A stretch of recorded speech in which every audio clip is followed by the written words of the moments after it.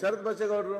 ಸನ್ಮಾನ್ಯ ಸಭಾಧ್ಯಕ್ಷರೇ, ಬೆಂಗಳೂರಿನ ಕೆಆರ್ಪುರಂ ಐಟಿಐ ಕಾರ್ಖಾನೆಯಿಂದ ಹೊಸಕೋಟೆ ನಗರವರೆಗೂ ವಾಹನದ ದಟ್ಟಣೆ ಅಧಿಕವಾಗಿರುವುದರಿಂದ ಮೆಟ್ರೋ ಸಹಿತ ಮೇಲ್ಸೇತುವೆ ನಿರ್ಮಾಣ ಬಗ್ಗೆ ಮಾನ್ಯ ಉಪಮುಖ್ಯಮಂತ್ರಿಗಳ ಗಮನ ಸೆಳೆಯುತ್ತೇನೆ ಸಭಾಧ್ಯಕ್ಷರೇ. ಇದು ಬಹಳ ಶರತ್ ಅವರು ಬಹಳ ಹೋರಾಟ ಮಾಡ್ತಾ ಇದ್ದಾರೆ.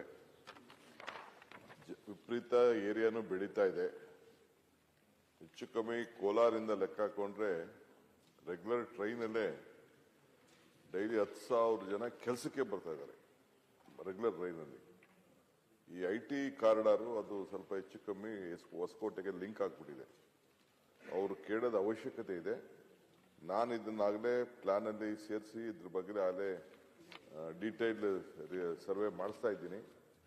ಅವರ ವಿಚಾರ ಕರ್ನಾಟಕ ಸರ್ಕಾರ ನಮ್ಮ ಮೆಟ್ರೋ ಸಹ